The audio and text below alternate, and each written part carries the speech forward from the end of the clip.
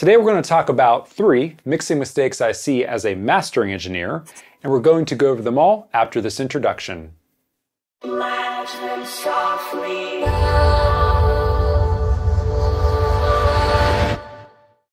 Welcome everybody, I'm Dan Spencer, and I am the Audio Sorcerer. So this is a channel where I teach you how to perfect your audio recording, mixing, and mastering skills. So before we get to the video, make sure you guys smash that like button. Please subscribe and hit that notification bell to know when new videos coming out. So in today's video, again, we are talking about 3 mixing mistakes I see as a mastering engineer.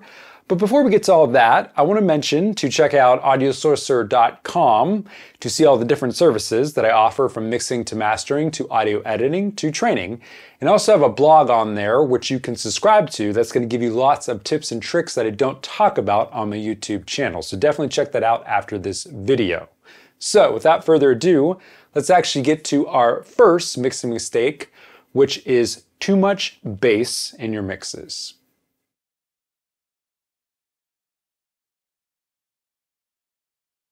All right, so the first mixing mistake is way too much bass in your mixes.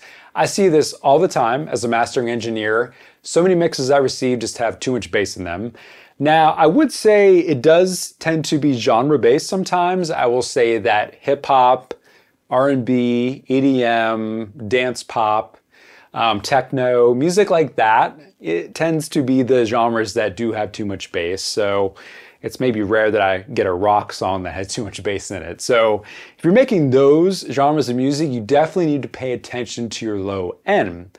So if we take a look at the example here in Tonal Bounce Control 2 by Izotope, and by the way, if you end up liking what you see with this plugin here, I do have a link in the description below where you can purchase it. This plugin is great at analyzing and helping you make the right decisions when it comes to EQ frequency balancing. It's not the end-all be-all, but it is amazing for that. So again, if we take a look at this here, you'll see that in our sub 100 frequencies, this is above the white line and out of the green space.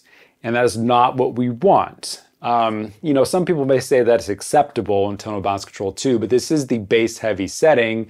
And from my perspective, no, it's not acceptable, because if you send this to me and you want me to leave it here, like you're saying, don't turn this down, I want this much bass, I am not going to be able to get you a loud master, okay? The low end sucks up all the headroom, all right? So from an LUFS standpoint, I'm not going to be able to get you a loud master. It's that simple. If you want a really loud master, you've got to keep the low end intact. It's got to be, if you're using Tonal Bounce Control 2, it's got to be within this green area that you're looking at here, okay? So, if you're struggling with this, I definitely recommend getting Tonal Bounce Control 2, at least to, help you out here, to help guide you in the right direction, okay? So definitely pay attention to your low end, especially if you're working within the genres that I mentioned earlier, okay? So, mistake number 2 is too much high end in your mixes.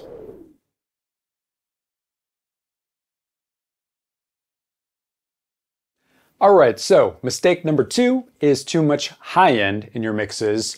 And this usually just comes from hi-hats and cymbals, okay? You're gonna hear, if you get advice from some mix engineers, that you should brighten up your hi-hats and your cymbals. And if you're asking me, the answer to that is typically no.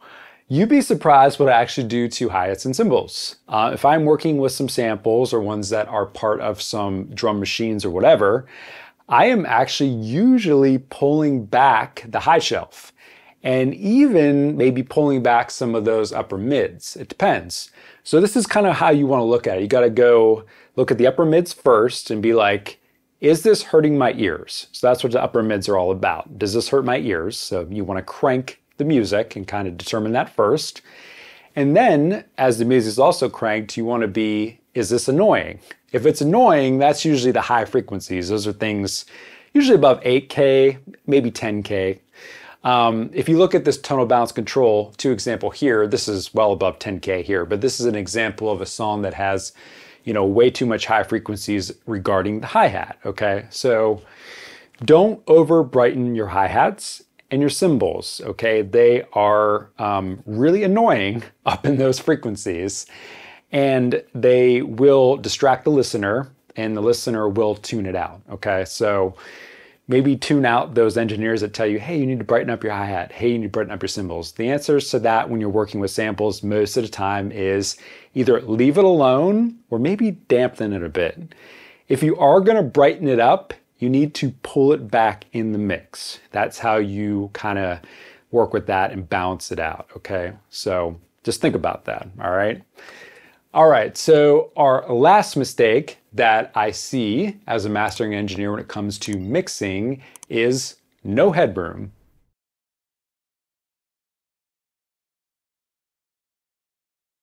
Okay, our third and final mistake that I see, and unfortunately I see this all the time, is that the mix engineers, and it's usually not a mix engineer, it's usually the artist mixing their own music, leave me no headroom to master with.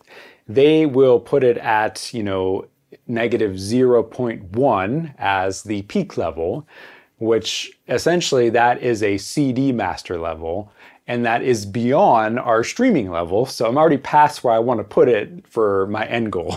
So what I have to do if I'm working with that and, you know, the engineer or artist isn't going to turn down for me, I have to normalize it down to usually -6 is where I'll put it to. So what you want to do when you are mixing your music is you want to shoot for a peak level at the loudest parts of your song between -6 and -3, okay? That's a decent range there. If you even go less than that, that's fine. The mastering engineer just needs some headroom to work with. But I always tell people -3, -6 is fine, okay? Don't send me a mix that is beyond -1, because -1 true peak is what I shoot for my masters for streaming. And even some of them, Spotify, depending on what you're doing, a loud master might want it -2. You don't send me something that's -0.1, because that's CD master, which we're not really mastering for anymore these days. Okay? So watch your headroom when you're mixing. Leave me -3 to -6. And if you're not using me for mastering, leave that for your mastering engineer. Okay? All right, so those are 3 of the most common mixing mistakes I see as a mastering engineer. So when you are mixing your next song, make sure you guys look out for those. All right, so if you guys end up liking this video, give it a thumbs up. Please subscribe so I'm making this content for you, and hit that notification bell to know when new videos coming out. And if you guys enjoyed this content, make sure you check out my review/tutorial on the Izotope Tonal Balance Control 2. And with that being said, until the next video, I'll see you guys later, and peace out.